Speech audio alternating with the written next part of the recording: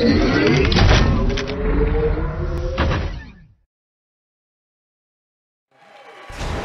give it up for joyful noise. I wanted you guys to have a taste of what gets me fired up on Sunday mornings to preach. Incredible young people praising God and giving them all their best.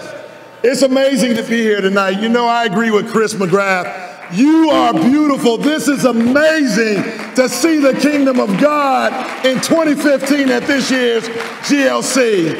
Now, I hope you haven't eaten too much, and I hope your dessert is not the best of the night, but I'm going to need you to give me a little bit of your heart, a little bit of your attention, and help me on out right here. It's a big room. It's a big room. Last year was different. This year, let me tell you something, God is starting to show the extent of his love by bringing people from all over the world to come to be together as Savior of the world. We are his children. He died for us. He did all that he did so that we can come and we can serve him with our hearts. Kid Belena, thank you so much.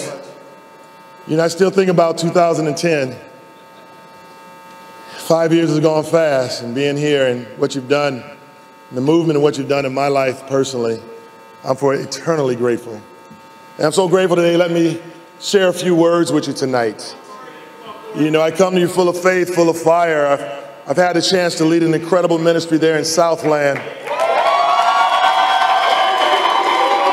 Is Southland in the house? Where's Southland at? Where's Southland at?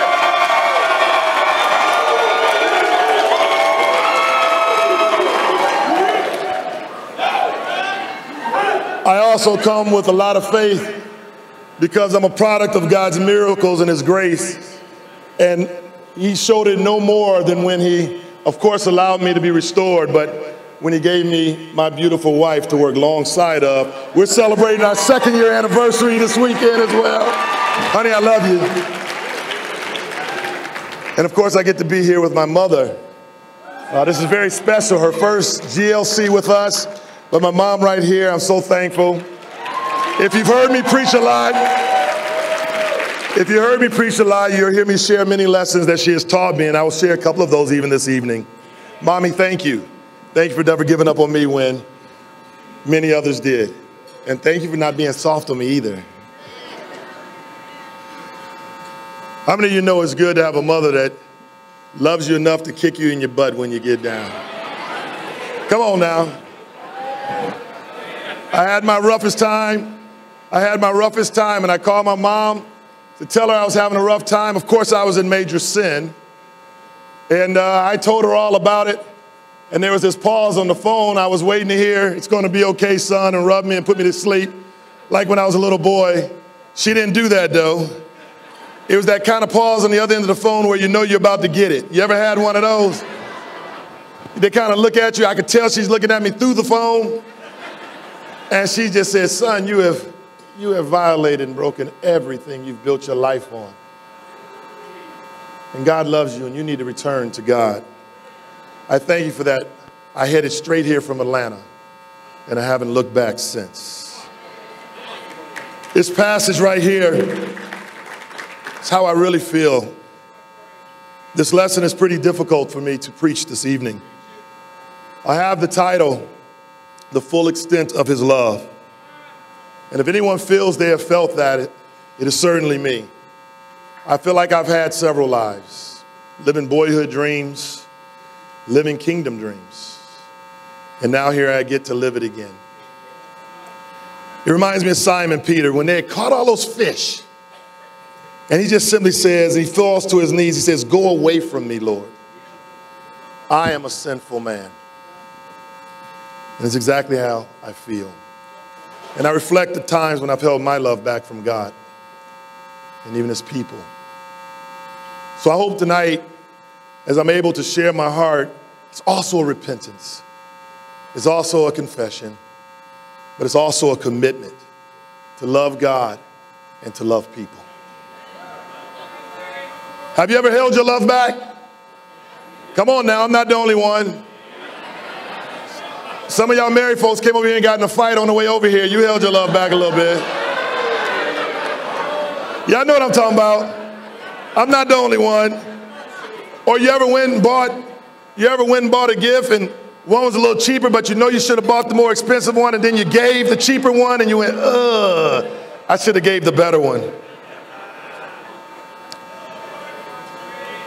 But from all that it is very hard to talk about the full extent of Jesus' love, since I know I don't deserve it. The world needs now is the full extent of his love. We live in a society, it's very dark. To most, it seems hopeless. An uphill battle where the hill is drizzled with oil and there's nothing to grab hold of. And it doesn't understand love. It has the warped view of it. Love is, just something to be felt. It's something maybe shown in material giving. But the world does not know the extent of Jesus' love. That's right. Come on, Cory. So how can they give what they don't know? But we're disciples of Jesus Christ. And if you're a disciple, a sold-out disciple of Jesus tonight, then you have already received the full extent of his love. Anything else that you might receive is nothing more than grace, icing on the cake, cherry on the top. Because of the death of Jesus, we have salvation and now a pathway to heaven where every good and precious thing that we can imagine or not imagine is waiting on us for those that would stay faithful to the very end. But we need love. We need not partial love, not the fake kind of love, not the conditional love. I'm a big man. If you haven't noticed, I'm 6'7", about 280 pounds. I've been an all-American athlete all my life. God has made me to seem like I'm tough, like maybe I don't need anything, but I need love. I need love. Oh, I need love. See, some of y'all afraid. Say that with me. I need love. I need love. I need the full extent of his love. I knew it was going to be a rough go when I was a young boy. And my brother was killed. I was there with him. And my father chose to leave us. He left us in the hands of an incredible woman. But in that moment, losing the two men in my life, I never thought that I could ever receive love from a man. Oh, I had great women in my life, but I never, until the kingdom, received love. We live in a generation that thinks it's entitled to it. And perhaps it's because we have missed the greatest gift as Christians. And I'm talking about the Christian world at this point. But that we're entitled to it, that we're entitled to be given to, and that then we compare it the way the world considers love. Our generation is proud and egotistical. It is now considered acceptable and even normal for people to promote themselves, to praise themselves, and to put themselves first. Pride is considered a virtue by many. Humility, on the other hand, is considered a weakness. It seems everyone in this day is screaming for his or her rights and seeking to be recognized as someone important. The preoccupation with self with self-esteem and self-love and self-glory is destroying the very foundation of our society. And it's trickled into what is so-called the church at large. We have to be so careful that it does not trickle into the kingdom. This nation was to be a Christian nation set upon the principles of scriptures. I think you can agree with me, there's no semblance of Christianity anymore in this country. And that love is now defined by tolerance and acceptance. And so now it's warped in a way that people are confused, and men don't know to love a woman and a woman don't know to love a man, but they love one another. And we're raising a generation that will also be warped. And how can things get better? Because what is taboo yesterday is now normal today. The things that are occurring right now, we would never fathom in our mind many years ago. Somewhere along the line, the love got cut off. The love of God through his word got cut off. And now what was taboo is now normal. And we know it's going to get worse, because in order to create more taboos, it must get worse. The Bible does teach us that there will be more terrible times.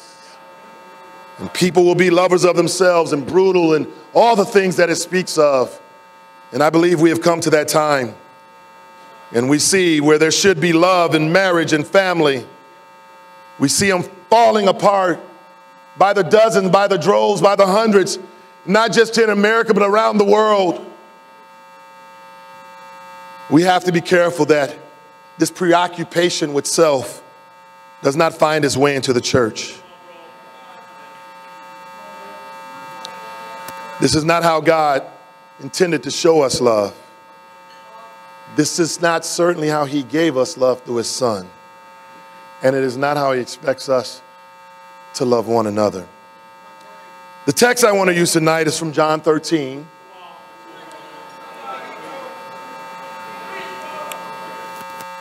And bear with me as I share with you this evening.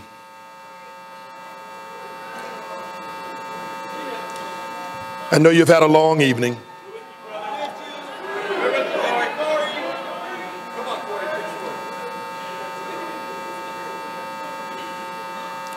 In John 13, we start in verse 1.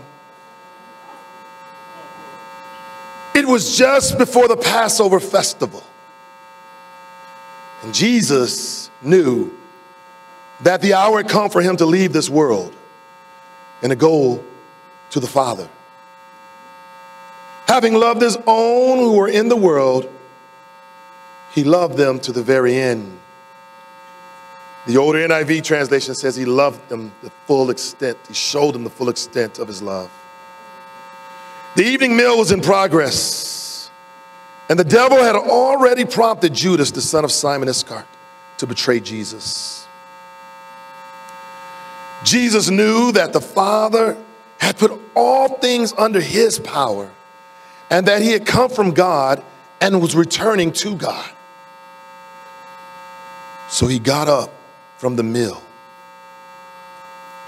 He took off his outer clothing and he wrapped the towel around his waist. And after that, he poured water into a basin and he began to wash his disciples' feet, drying them with the towel that was wrapped around him.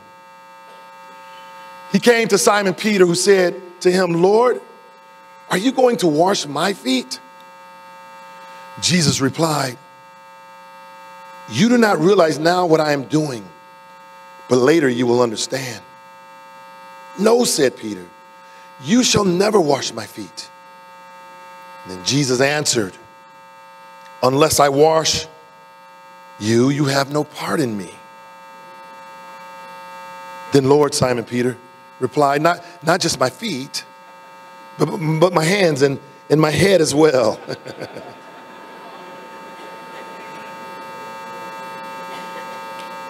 I'm sure amused, but Jesus answered, "And those who have had a bath need only to wash their feet. Their whole body is clean. And you are clean, though not every one of you." For he knew who was going to betray him. And that's why he said, not everyone was clean. When he had finished washing their feet, he put on his clothes and returned to his place. Do you understand what I have done for you? You call me teacher and Lord, and rightly so, for that is what I am. Now that I, your Lord and teacher, have washed your feet, you also should wash one another's feet. I have set you an example that you should do as I have done. Very truly I tell you, no servant is greater than his master, nor is a messenger greater than the one who sent him. Now that you know these things, you will be blessed if you do them. It was on the first day of the week that Jesus had entered into Jerusalem. And it was triumphant, enthusiastic shouts. But those people nevertheless misunderstood his ministry and his message. The Passover season had arrived, but by Friday, he would be utterly rejected and executed. But God would, however, turn this execution into a great and final sacrifice for sin. And Jesus would die as the true Passover lamb. You know, John 1 verse 11 simply says, he came to that which was his own, but his own did not receive him.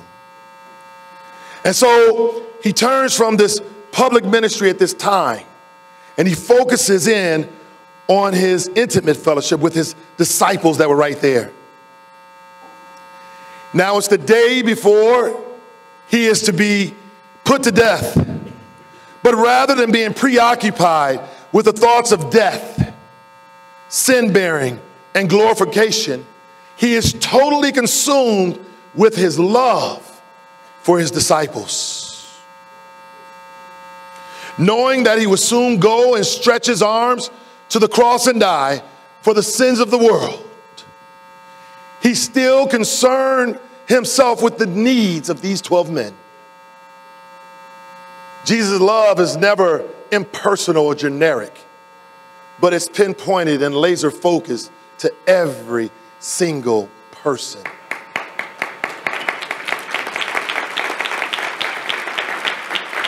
Now, John writes this account, and because he was the one, as he put it, the one that Jesus loved, he's able to give a very intimate account. Matthew was not among the inner four of the gospel that wrote. And Luke, as far as we know, never met the Lord in person. And Mark was a young man at the time of the crucifixion. Only John knew very well what Jesus had done and could have these fond remembrances of what took place. And so when he says now, he showed them the full extent of his love. He was seeing it from the beginning and to the very point of the cross. Now, before I can share with you this total extent of his cleaning the feet and what it really meant, I have to share with you about some dirty feet.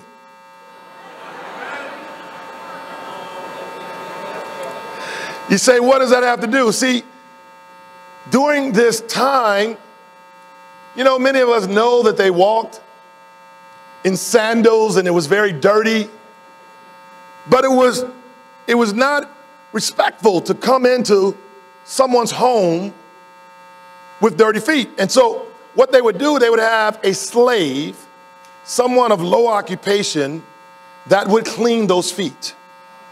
Now, when you walk in the roads of this time, it's very dirty, very dusty, very hot. And your feet, they don't just get dusty. They get caked with some dirt. They don't just get dirty, they get crusty. You ever seen somebody with crusty feet? Y'all know what I'm talking about. I bet you if I was to ask some of y'all to take off your shoes right now, you wouldn't take them off.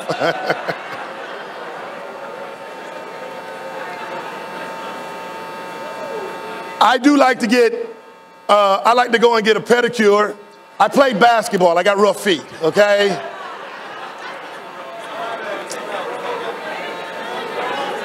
And one time I went to the place and I was sitting on one side of the salon, if you will, and they were taking care of me, and it was cool.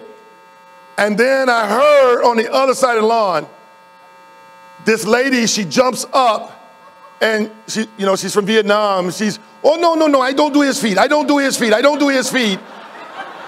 And, and you know me, I just kind of had to go see what kind of feet she was talking about. So I kind of peeked around, went over there, and let me tell you something.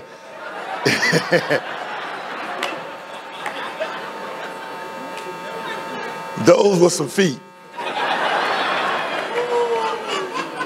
I mean, he looked like he'd been walking in Palestine somewhere.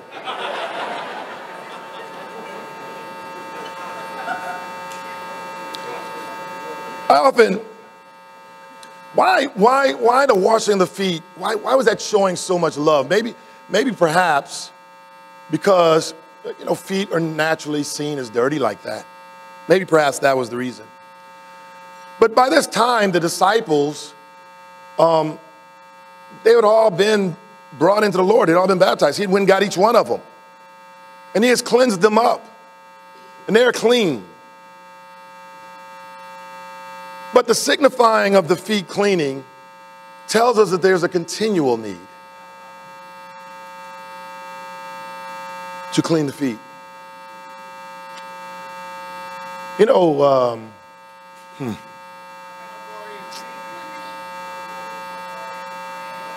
When I became a Christian, I didn't know better. I didn't know better. Studying the Bible was an exciting time. It was an incredible time. It's a great life. And I was thankful for the salvation that had come my way. But when I fell away, I knew better.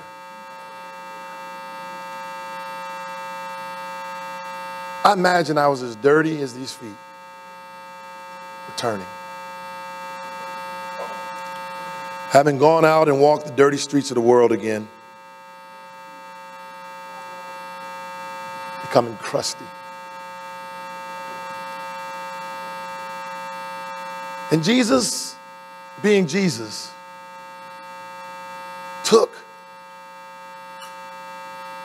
I could picture it there,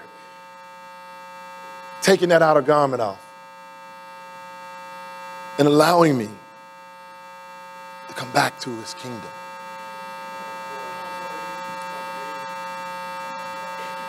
As dirty as I can be.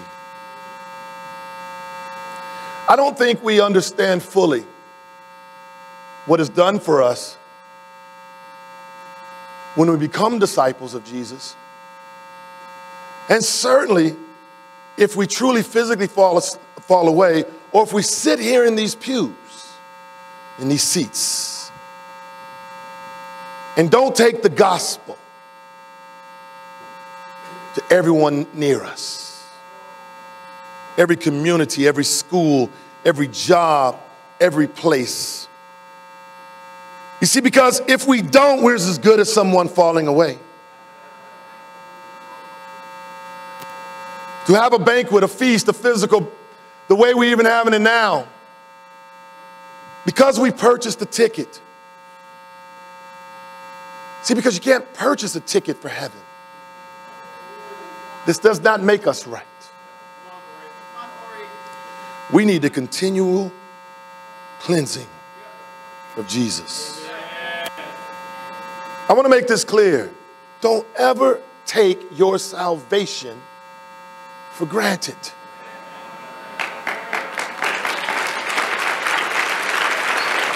How do you know you are? How do you know you are? How zealous are you? How on fire are you? When was your last visitor? When was your last study? Is it still a challenge to give? I was talking with a dear friend of mine today, Joe Willis. And I talked about the sacrifice of giving. He said, never again do I want to hear you associate sacrifice with giving money. Never again. He said that's generosity because of the love of Jesus.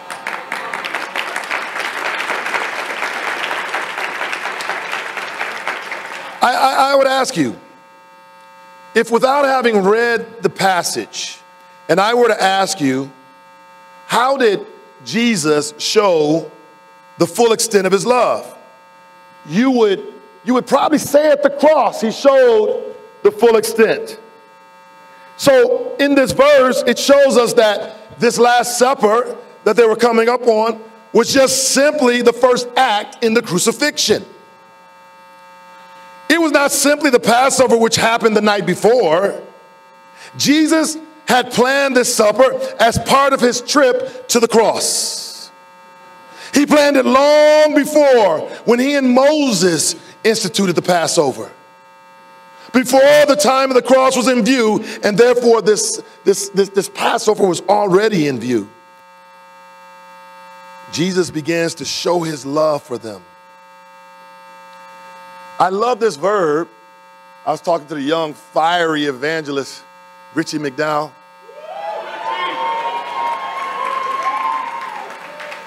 We were having a good time the other day, and he says, you know what was interesting to me about the passage? He says, he didn't tell them about the extent of his love. He didn't, create anything. He showed them. And we see Jesus showing us. We see it in the Passover, a picture of redemption. We see it in the garden where Jesus wrestles with fear. Then, of course, we do see it at the cross. Is there any greater love than a man dying for another man? I dare not think so. I got 3 things I want to tell you. Because the charge for us now, we have been fattened with the love of God. We have been cleaned up. We have been washed up. We have been given a new route, a new path, and a reason to live. How many of you know you were headed on a dead path? You were full of darkness. You were full of bitterness and envy and strife. And God dug deep. He had to find something real deep in order to take that away for you. And so he called upon his son. But because he did, today you have joy. Today you have brotherhood, sisterhood, peace, family. But it's a price. Number 1, full love, complete love. It takes sacrifice. Love is first and foremost a sacrifice. Sometimes we don't think so because we don't understand truly what it is. When I was first had my children, I didn't grow up with a lot of money. I had a mother that worked very hard, saw to it that I had what I need. But when I got my own children, I just said I'm going to give them everything. And I was very fortunate to become a professional basketball player. And I went from zero to a lot of money and like, woo. I mean, literally one day I was broke. The next day I'm holding a fat check. And I mean a big one. It was actually a really big one. They wrote it out and it was big like that. Yeah, a big cashable kind of check, And I remember the first Christmas I had my daughter Ashley, and I remember my first Christmas with her, and I hit the Toys R Us. Oh Lord, you don't put a man that ain't had no money in the Toys R Us. I think half the toys I put in the buggy were for me, But I just went down the aisle. Give me that, give me that, give me that. She barely won. I had baseball mitts, baseball gloves, basketball, boxing gloves. I had an archery set.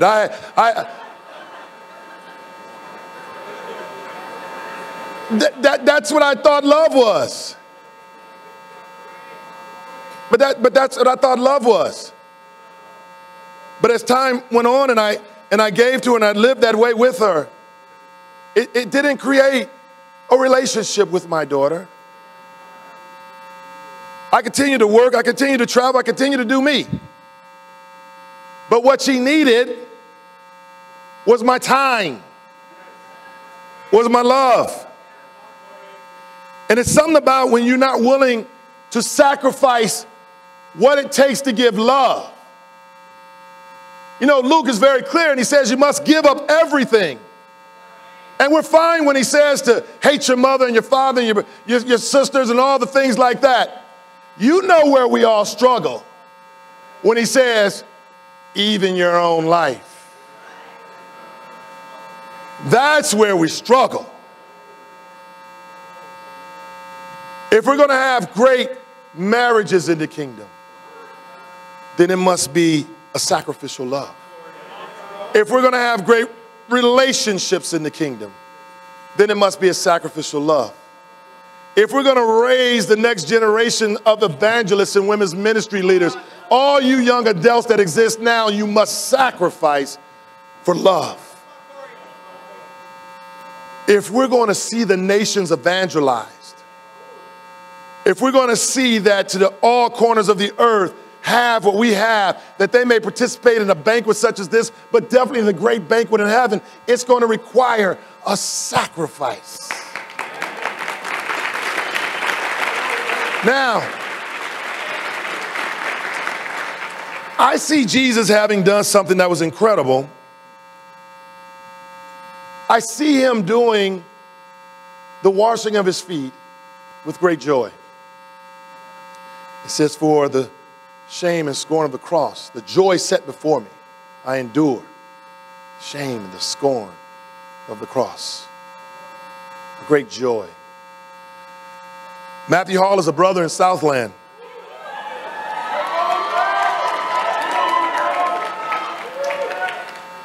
I have never seen this in my life. We had a baptism in my backyard with him. I didn't know what he was doing. There were literally 40 people there. When Matthew got done being baptized, we sang and we prayed, and all of a sudden he did something astounding.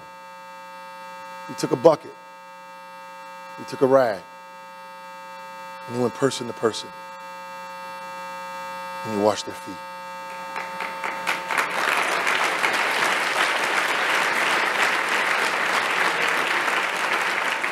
And he did it with great joy. With great joy. It takes a sacrifice. There was a Sunday morning, and a preacher stood up slowly and walked over to the pulpit.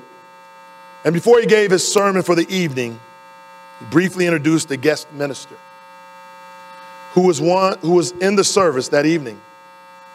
In the introduction, the pastor told the congregation that the guest minister was one of his dearest childhood friends and that he wanted him to have a few moments to greet the church and share whatever he felt was appropriate. With that, a very elderly man stepped up to the pulpit and began to speak. And he tells this story.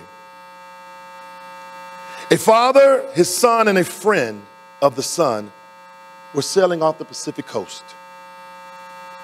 When a fast approaching storm blocked them and kept any attempt from them getting back to shore.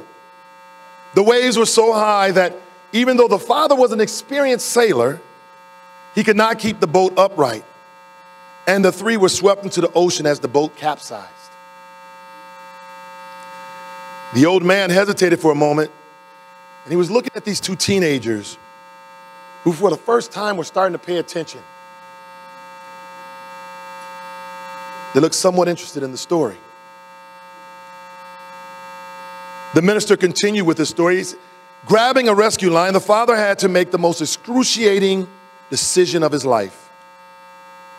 To which boy would he throw the other end of the lifeline? He only had seconds to make up this decision. Now, the father knew that his son was a Christian.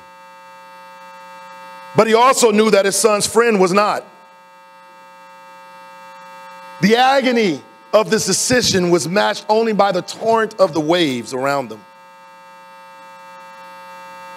As the father yelled out, "I love you, son," he threw out the lifeline to his son's friend.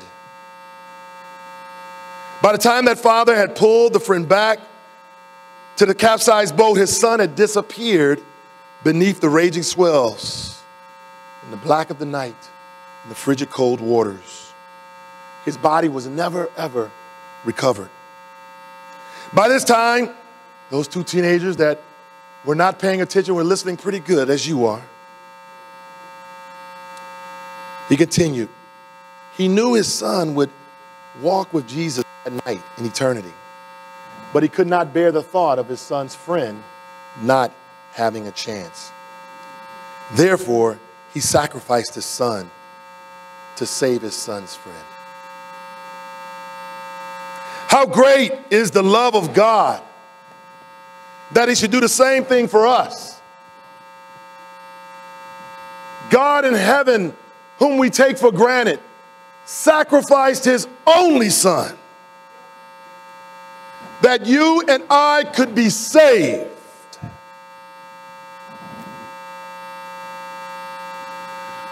The pastor, the elderly one, sat down, and the pastor of the church came back up to deliver his brief sermon.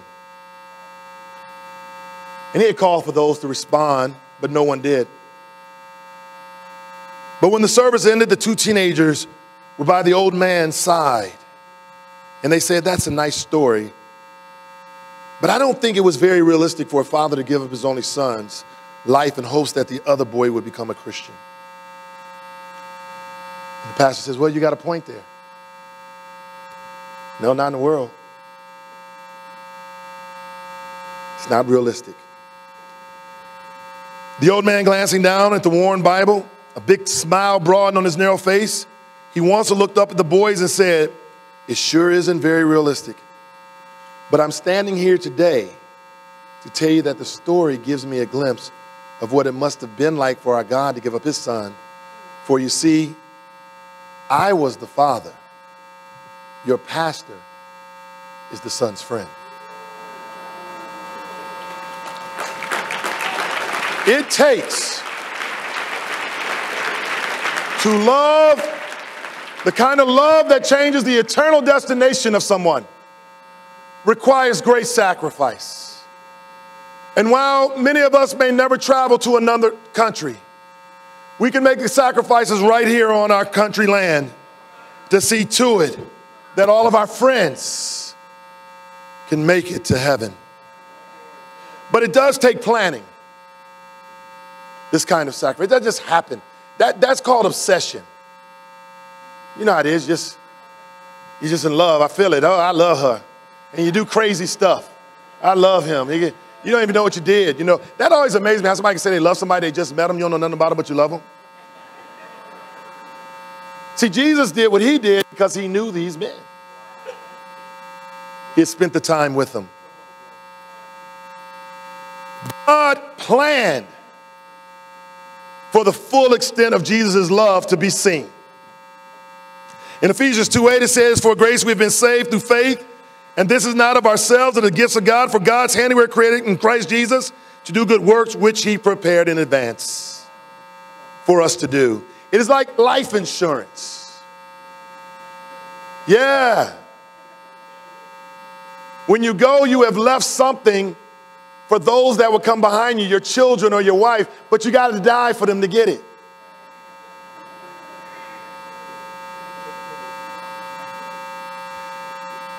God was so genius in what he did, and he knew that he had to have a plan. In Acts 2, he tells the Israelites Listen to this Jesus of Nazareth. He was accredited. He was from me. He did miracles. I did them through him, but I handed him over to you with a deliberate plan and foreknowledge that you would kill him. Sacrificial love takes planning. What is your plan in the kingdom?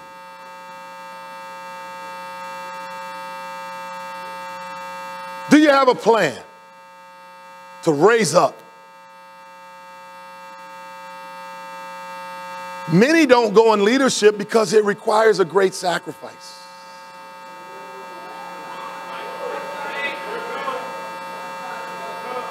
Oh, I've heard I'm good. I'm good where I'm at. They can do it.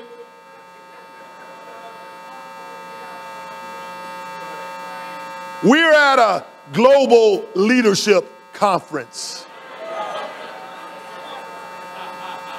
That means that all of us that are here are leaders, intending to be leaders, are being trained to be leaders as we speak. It is going to require everything of you. But look at the room. We're talking about evangelizing the world. There's only 1,600 of us in here. We can't meet here next year for the banquet. We got to double this room. With that, it takes leaders. Are you raising your children to be leaders in the kingdom? Are you raising them that way? Oh, I was so happy to come back. I'm working really hard. I'm with Chris McGlath. I know what it feels. He loves his boys. I love my girls and my boy with all my heart. And they're all talented and bright and smart and have futures in so many things. But what good is that if it's not for God's glory? I am so proud of my Avery.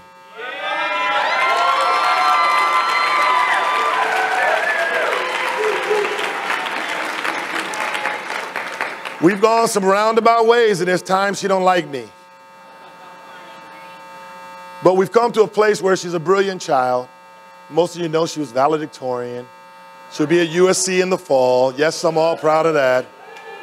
But what I'm most proud is that she wants her education and she wants to hone her skills so that she can go and work for Mercy and help lead people to God through mercy.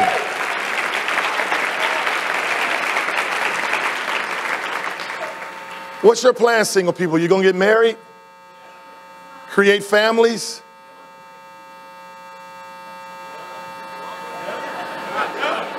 I know, I see a bunch of brothers say, bro, look at me. Look, I'm working on it right now.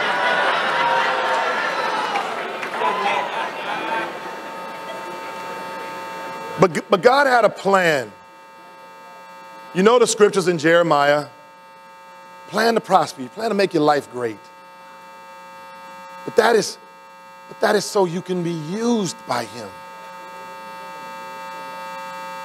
I was telling Chris that the last time that I did a keynote with a group about this size was in 2009 in Key West, Florida, with a group called the Legends Group, and they handled about $100 billion in assets. And they paid me $15,000 to get up and do this for 90 minutes. I thought that was the coolest thing in the world. I just thought that was hilarious. Yep, but no, I get more than chicken, I get heaven. See, here's the difference. God trained me, he sent me out to make a difference. In the world, it's exploited. In the kingdom, it is used to win souls. What is your plan? What is your plan in your life? What are you thinking now as a disciple? We asked every Christian coming here, what will be your decision of change? You have now got it. When I did finally make the professional ranks, I didn't know what to do but to spend money. I had no clue. You have received more than that. You have received the full extent of Christ's love. Now, what are you going to do with it? There's nothing about the love of God that should allow us to remain the same today and forever. We should be forever growing and changing and becoming better and better. Is your faith growing? Are you growing more zealous or are you growing more cynical? Are you growing more powerful or have you grown more lukewarm? Are you sitting on the brinks or are you on the front line? The love of Jesus, he planned everything so that you would have this opportunity to finally make a difference in your life and that you could be pulled out of the world, swallowed up by false desires and worldly ambitions, and to be used by him right now. I say today is the day of salvation and purpose for every man, for every Christian. Today has always been the day. It is always going to be right now, not tomorrow. It is time for you to get fired up. It is time for you to go back. You've got a day and a half of this conference left. You've got a day and a half of the conference left. You're going to hear incredible things. You're going to hear more stories. You're going to get more direction. What will you do? What's your plan? Plan for greatness. Finally, to show the extent that a complete love is a decision. It's a decision to show that kind of love. It's a decision. My father chose to leave. Now, no one ever really loved him. I don't know everything that causes a decision like that in a man. I know it's a decision I could never make, to be without my children. No way, no how. My little girls know they got a daddy. My son knows he has a father to talk to. But my father chose to leave. And if I had chosen his path, then I'd probably be doing all those things he did to me, to my kids. My mother, on the other hand, she made a different choice. At 15, she had my oldest sister. She had to drop out of school, work. At 19, she had me. And she had my brother and my youngest sister. So many families have fallen apart because of hard times. But my mom chose not to do that. She chose to work, and she got her education. She has an MBA. She's an incredible lady. But I remember a time, several times actually, sitting at the dinner table and eating hearty. I was a big boy growing. And I would eat. I would eat plenty. I never gave thought to the fact that she wasn't eating.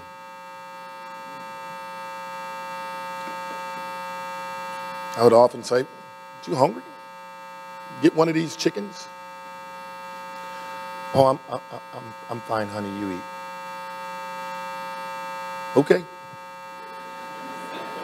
Oblivious to what's going on.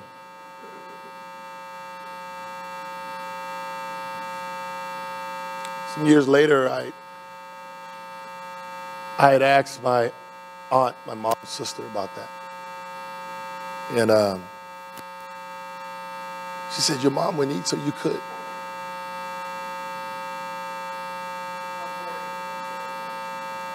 And all the shoes that I had, grow up to go play, that's why hers had holes. Her thin coat she wore in the winter of Chicago blizzards, so I could have a thick one.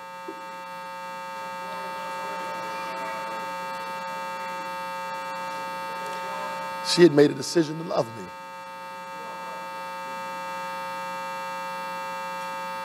And it's the most human example I have of Christ's love.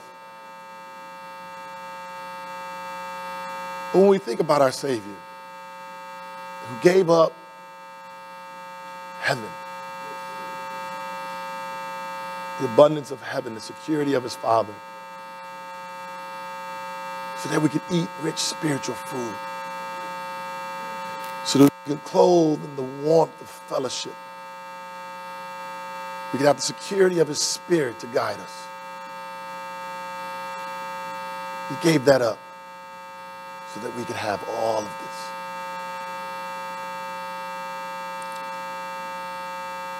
This was a decision Jesus made. And it was a tough one. In the Garden of Gethsemane, we find him wrestling. We find him wrestling. This was not easy. And he asked his closest guys just to keep watch and pray. And 3 different times he comes and he finds no support.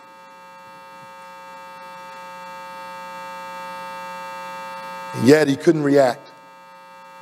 He had to continue his path.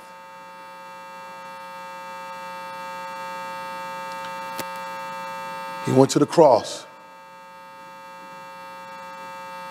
And the Bible says that he could have called all kind of help. But instead he stayed. He said, it's finished. It's finished. The debt is paid. It has cost me everything. Eloi, Eloi, lama sabachthani, my God, why have you forsaken me? It cost him everything. So don't you dare take your salvation for granted. Don't you dare lose appreciation for the kingdom. Don't you dare grow weary in the mission of seeking and saving the lost and winning the world in this generation. Don't you dare give up on sacrificing whatever it takes. Don't you dare ever consider this is not worth it. It cost him everything. Full means full.